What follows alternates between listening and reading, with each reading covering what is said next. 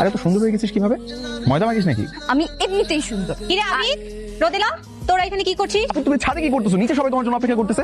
বলি না আপু, এই চুপ থাক। বলছিলাম আমি কি বাবাকে গিয়ে সবকিছু বলবো? না আপু, আপু শোনো না প্লিজ, কিচ্ছু বলো না।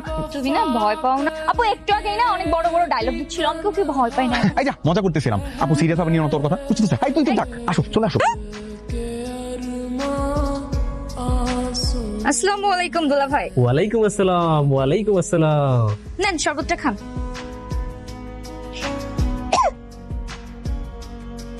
হ্যাঁ বেন, ঝাল লেগেছে আপনার?